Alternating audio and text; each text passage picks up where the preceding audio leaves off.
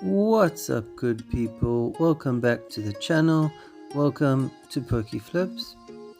In today's video, we're doing something a little bit different. We're going to look at how to tell my Pokemon cards are fake. Fake cards are becoming more and more of a problem. They're popping up everywhere, and the fakes are getting better and better and more difficult to distinguish. So if you're a new collector, this video might be perfect for you. I've broken this video up into 3 sections, and hopefully by combining all of these sections you should be able to have a good idea if your cards are fake. First, we're going to look at the price, we're going to look at booster packs, and finally we're going to look at the cards themselves. If there's any other points that I've left out or not mentioned, please leave them in the comments below. Hopefully this helps a lot of people and we can get rid of the fake cards out there. Let's get into it. Let's go to our first section, price. Now, there's no way getting around it. Pokemon is an expensive hobby. You're not going to find Pokemon product for cheap. It is quite costly. So when we're looking at price, the easiest way to look at it is by looking at a booster pack. All Pokemon products, whether you buy Elite Trainer boxes, blister packs, tins, all of the products will contain booster packs. Pokemon cards only come in the booster packs unless there's promo cards involved. And if we look at a booster pack, each booster pack contains 10 cards. I'm going to give you a price range of a booster pack, a typical booster pack that's a new set. I'm going to give you the extremes from cheapest to most expensive. So on the cheaper side of thing, you could find a pack for around 59 Rand. That's on a super special. You're not going to find these very often. And I'd say 120 Rand is the point is where it starts getting a bit too pricey for a single booster pack. You'll kind of want to look in the middle between 80 to 100 Rand for a single booster pack of 10 cards. That's the going price per booster pack.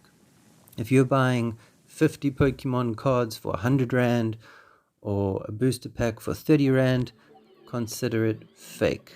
You won't find authentic Pokemon cards at that cheap of a price. Also, if you're buying Pokemon cards that do not come in these booster packs, if you're buying cards that come in a box, then also consider them fake.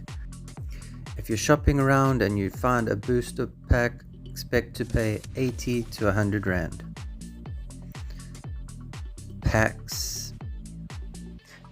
Let's get into our second point, the booster packs themselves. Now, the fake market have even made fake booster packs. So we've got to have a look at how to distinguish real booster packs to fake booster packs. And I've just got 2 little points that might help you with this. Let's have a look. I have an image of a real and a fake booster pack. So on the left we have a fake Astral Radiance pack, and on the right we have a real Astral Radiance pack. And if you do not have both of these images side by side, it can be very hard to tell. But if we look at the fake, where the pack is cut at the top, at the bottom, the way it's cut is a triangular zigzag. Real Pokemon packs do not have this pattern where they cut the packs. If you look at the real pack on the right hand side, the edge is cut straight and it's crimped together, it's pressed together.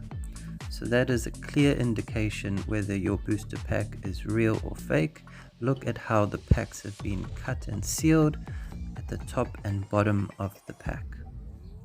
The second thing is a bit more difficult to distinguish, but if we look at the quality of the pack, if you look at the background of the fake pack and the real pack, there's a considerable difference. In the fake pack there's not much detail, but if you look at the real one you can see all the details, the stars, the different layers in the background in the real pack. And if you just look at the quality of the Pokemon and the Astral Radiance Sun, you can see that the fake pack is printed with a way worse, cheaper quality. It looks a bit blurry and smudged. So that's definitely what you want to look out for when comparing booster packs. Now, the next thing we're going to look at is what comes in a typical booster pack, because this can also be very telling and helpful whether your pack is real or fake. If you look in the image above, every single booster pack must contain one energy card and one code card. If your pack doesn't contain these, or it contains multiple of these, consider it fake. And then also, if you look in the image, in a single booster pack you have 8 common or uncommon cards. These are very cheap, almost worthless cards, not very valuable. And then you have 2 spots in your pack which could be really good cards. You could get reverse holos, radiant rares, trainer gallery cards, ultra rares, and then in the last spot you could get your really good card, your rare card, your alternate art, your VMAX, your V-Star. And if you follow this guideline, you should be able to tell if your pack is real or not. In the new set, Scarlet and Violet, they have now changed this for some confusing reason, but they've given you a chance to get 3 good cards in each pack. So moving forward from Scarlet and Violet, the most possible amount of good cards you can get in a pack is 3 cards. If you look at the fake cards, a lot of them come with 4, 5, 6 good cards, which is impossible. It doesn't fit the layout which Pokemon has made for each pack. So keep this in mind, come back to this video, see what you have got out of your pack and whether it aligns with these settings. Here I have an example of a fake Astral Radiance pack which I opened, and if you look at the hits, there's 4 good cards, which is impossible. In Sword and Shield, you can only possibly get 2 good cards. So instantly, I know this is a fake pack. Cards. Getting into our final point, the cards themselves. Normally, if you pull a really good card, I have an image of an old Umbreon EX, for example. The good cards have a texturing over them. They have a layer of texture. If you run your fingers across it, you'll feel all the little bumps and grooves. And Pokemon has made this texturing as a security feature. It also looks really cool. So if you opening a pack, or if you see a card for sale and it's a really popular, beautiful, cool card, if it does not have the texturing, consider it fake. The fakes will just be smooth, and that is an instant giveaway that it is fake. Another thing to look at, here I have 2 Charizard GX cards. We have the fake on the left and the real one on the right, and you can instantly see the quality differences.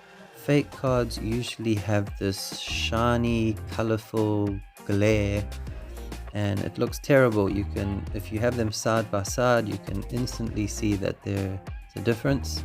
Here we have Charizard GX, one of the most expensive cards coming out in Modern.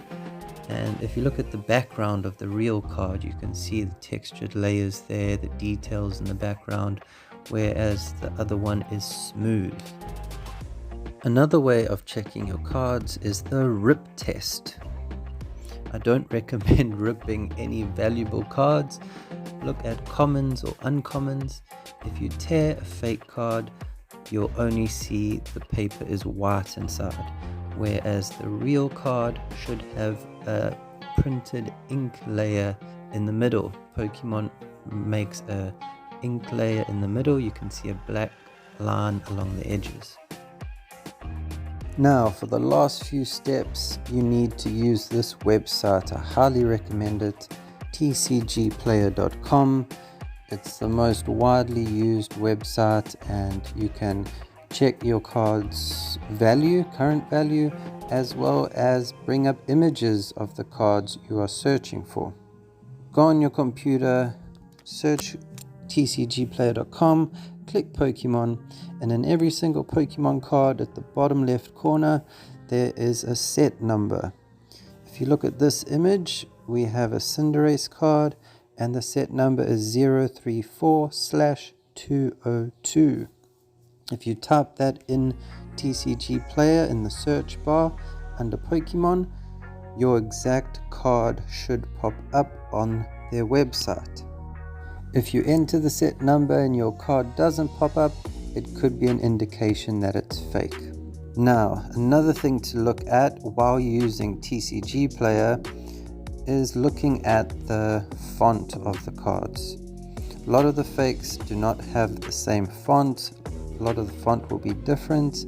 Some of it will be thicker, thinner. If you look at these two Croagunk cards, if you look at the name Croagunk, the fake card, the G is very different from the G in the real Croagunk card, as well as the attack. If you look at Light Punch, the font looks a lot more bolder in the fake. Another thing to look out for when comparing your card on TCG Player is the text. Make sure all the spelling is correct on your card. Compare it with the one online. Check all the attacks. Check all the energy symbols. A lot of the fakes make little mistakes, little errors in spelling. Sometimes the text doesn't even make sense. But if you've got the image on TCG Player, you can compare your card. If you look at this image, Pokemon, they have spelt the word Pokemon wrong. There's no little accent on the E, so that's a complete indication that it's fake. Some of the energy symbols are not printed correctly or poor quality. And check the HP of the Pokemon. Sometimes they get the HP wrong at the top. So if you look at all the text, look at the font, compare it to the TCG image of your card, you should have a really good idea whether your card is real or fake. Lastly, the back of the cards. If you look at the fake version of a Pokemon card, it looks a lot lighter and the quality looks a lot worse again compared to the real one, which is darker and more distinct. Every single Pokemon must have this background of the Pokeball and two logos in dark blue only, or consider your card fake. So that's all we have for today. We've crammed a lot in a short video. I hope this video helps you distinguish whether your cards are real or fake. If you have any more questions, please join the Pokemon Club South Africa on Facebook. Anyone can join this. You do not have to be from South Africa. There are a lot of knowledgeable members that will be happy to assist with any questions you guys have.